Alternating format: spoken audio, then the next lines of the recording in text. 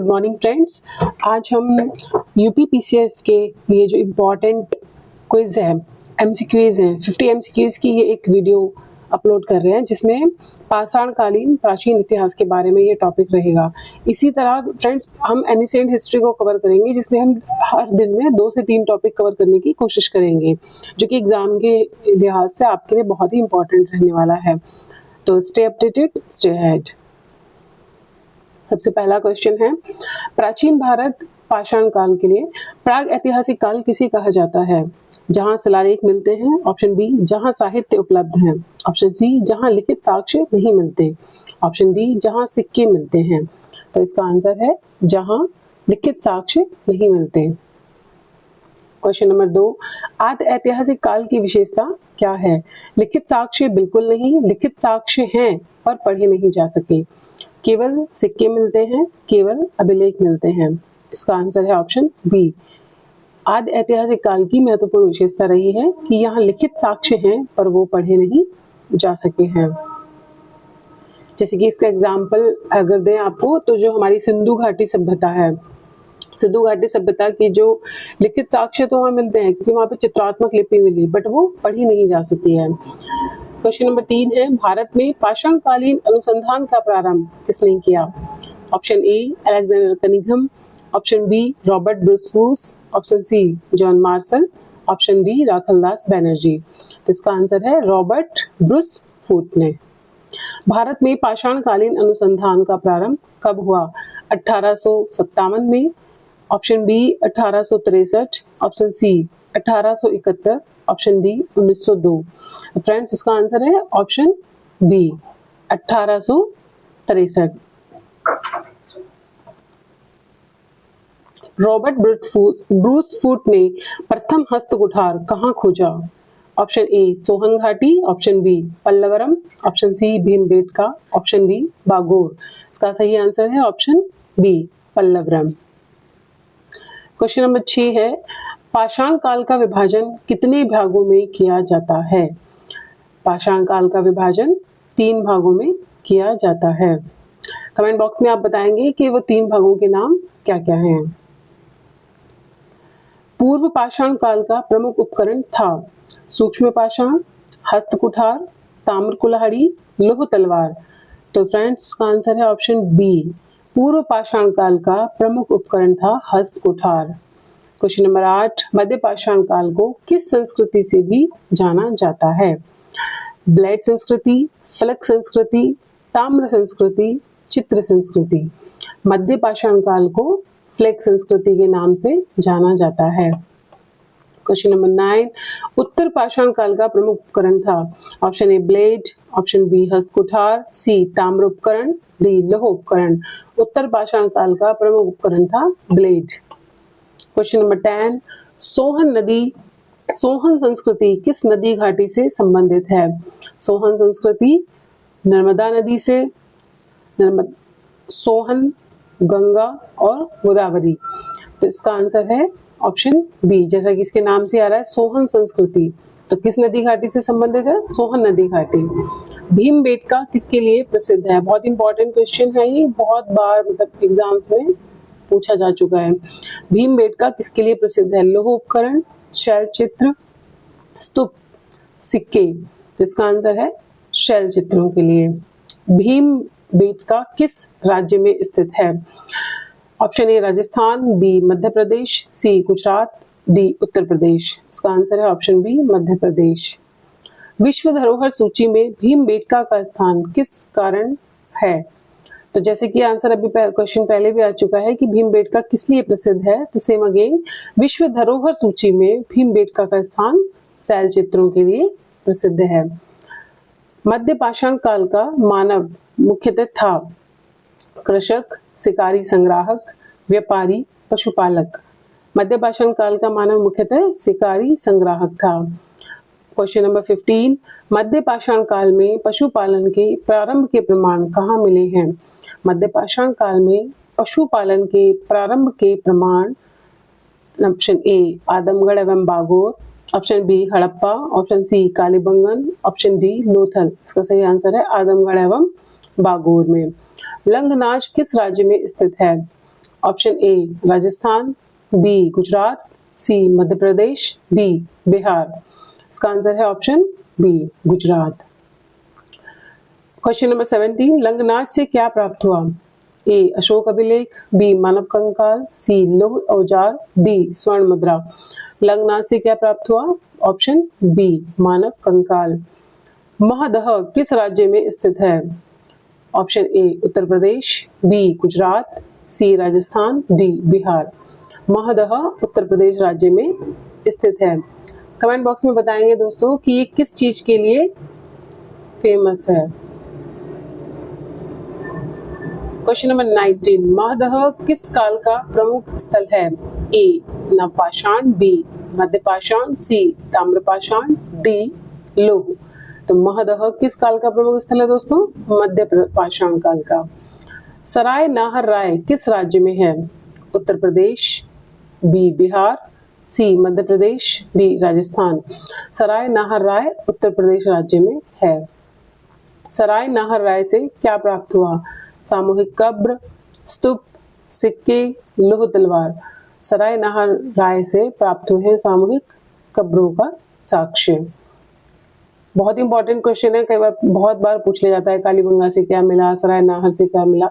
तो ये सारे क्वेश्चन जो है ध्यान में एकदम रखने वाले हैं। क्वेश्चन नंबर 22 है, दमदमा किस काल का प्रमुख स्थल है? मध्य पाषाण काल, नवपाषाण काल, ताम्रपाषाण काल और सिंधु सभ्यता का। तो दमदमा प्रमुख स्थल है मध्य पाषाण काल का। नवपाषाण काल की सबसे बड़ी उपलब्धि क्या थी? नवपाषाण काल की सबसे बड़ी उपलब्धि थी ऑप्शन ए लखनऊ लेखन, ऑप्शन बी कृषि, ऑप्शन सी लौह, ऑप्शन डी सिक्का। तो इसकी सबसे बड़ी उपलब्धि क्या थी दोस्तों? कृषि। क्वेश्चन नंबर 24, पहले पालतू बनाए गए पशु कौन थे? ऑप्शन ए घोड़ा, बी कुत्ता, सी गाय, डी ऊंट। तो पहले पालतू बनाए गए पशु कौन थे? कुत्ता। भारत में सबसे प्राचीन कृषि का प्रमाण कहाँ से मिला? कोल्डी हवा, लहुरा देवा, मेहरगढ़, चिरांद। तो भारत में सबसे प्राचीन कृषि के जो प्रमाण है वो कहाँ मिले फ्रेंड्स? ऑप्शन बी लहुरा देवा से। लहुरा देवा कहाँ स्थित है? ए उत्तर प्रदेश, बी बिहार, सी राजस्थान, डी गुजरात। तो लहुरा देवा स्थित है उत्तर प्रदेश राज्य में। क्वेश्चन नंबर 27 है, लहुरा देवा से किस फसल का प्राचीनतम प्रमाण मिला है? ऑप्शन ए गेहूं, बी जौ, सी चावल, डी बाजरा। लहुरा देवा से जो फसल का प्रमाण हमें मिला वो मिला है चावल का। कोल्डी हवा किस नदी के तट पर स्थित है? ऑप्शन ए बेलन, बी गंगा, सी यमुना, डी नर्मदा। कोल्डी हवा बेलन नदी के तट पर स्थित है। क्वेश्चन नंबर 29, मेहरगढ़ वर्तमान में किस देश में स्थित है? भारत, नेपाल, पाकिस्तान, अफगानिस्तान। तो मेहरगढ़ वर्तमान में किस देश में अवस्थित है? पाकिस्तान में। मेहरगढ़ में किसका सबसे प्राचीन प्रमाण मिलता है? मेहरगढ़ से ऑप्शन ए लोहे का, बी गेहूं की खेती, सी सिक्के, डी स्तूप। मेहरगढ़ में सबसे प्राचीन प्रमाण मिलते हैं आपको गेहूं की खेती का। क्वेश्चन नंबर 31, चिरांद किस राज्य में स्थित है? Option A Bihar, B Uttar Pradesh, C Madhya Pradesh, D Gujarat. Chirand आपका है बिहार राज्य में स्थित। क्वेश्चन नंबर 32, गुफ कराल कहाँ स्थित है? Option A Kashmir, B Rajasthan, C Gujarat, D Maharashtra. तो गुफ कराल कहाँ स्थित है? कश्मीर में। गुफ कराल का अर्थ है पत्थर का घर। ऑप्शन बी कुम्हार की गुफा, ऑप्शन सी राजा का किला, ऑप्शन डी नदी घाटी। तो क्या अर्थ है इसका? कुम्हार की गुफा, option B. Question number 34, Burzahom कहाँ स्थित है? A Kashmir, B Bihar, C Gujarat, D Rajasthan. Burzahom कहाँ स्थित है? कश्मीर में। बुर्जहोम से किस चीज के साक्ष्य मिले थे दोस्तों, ये बताएंगे आप कमेंट बॉक्स में। क्वेश्चन नंबर 35, बुर्जहोम की प्रमुख विशेषता है? ए गड्ढा आवास, या इसको कई बार गर्त आवास करके भी पूछ लेता है। ऑप्शन बी स्तूप, सी दुर्ग, डी शैलचित्र। बुर्जहोम की प्रमुख विशेषता है ऑप्शन ए गर्त आवास। ताम्र का सर्वप्रथम प्रयोग किस काल में हुआ था? तो जैसा उसके नाम से ही पता चल रहा है, ऑप्शन ए मध्य पाषाण, बी नवपाषाण, सी ताम्र पाषाण, डी लौह। किस युग में हुआ था? ताम्र पाषाण काल में। बनास संस्कृति का प्रमुख स्थल क्या है? Option A Ahar, B Lothal, C Harappa, D Kaushambi.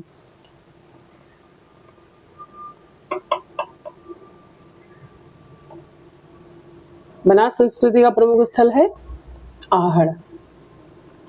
Ahar संस्कृति किस काल की है? आहड़ संस्कृति ऑप्शन ए नवपाषाण, बी ताम्रपाषाण, सी लौह, डी सिंधु। आहड़ संस्कृति ताम्रपाषाण काल की है। आहड़ संस्कृति किस राज्य से संबंधित है? Option A Rajasthan, B Gujarat, C Punjab, D Uttar Pradesh. किस राज्य से है दोस्तों? आहड़ संस्कृति है आपकी राजस्थान राज्य से संबंधित।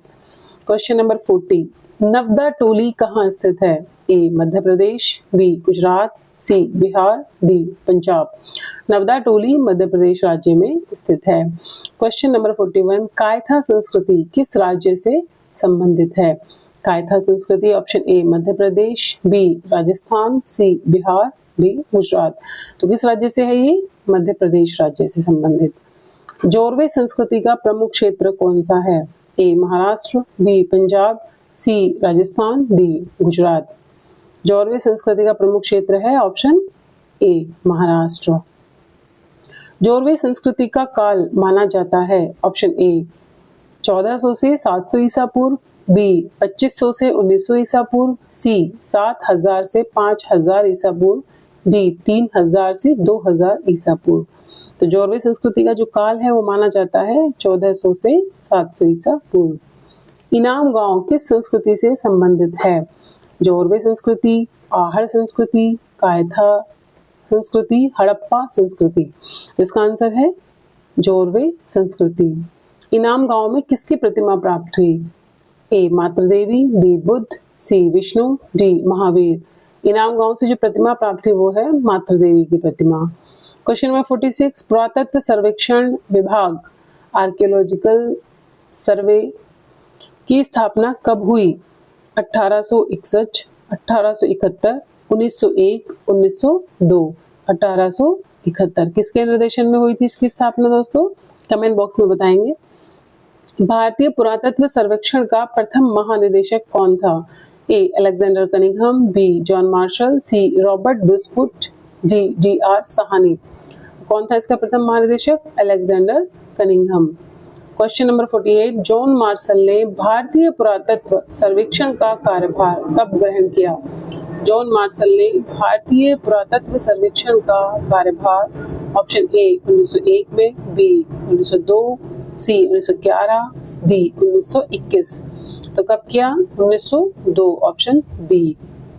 कोपेनहेगन संग्रहालय में पाषाण, कांस्य और लौह युग का त्रियुगी वर्गीकरण किसके द्वारा किया गया?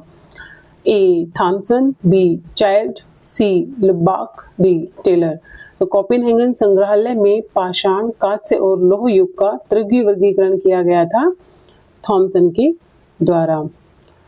तो दोस्तों ये थे यूपीपीएससी में पाषाण काल से सर्वाधिक पूछे जाने वाले क्वेश्चन। इसके अंदर ऑलमोस्ट सभी क्वेश्चंस को कवर करने की कोशिश की गई है और इसकी जो आपको पीडीएफ चाहिए तो आप हमारे टेलीग्राम ग्रुप प्रेप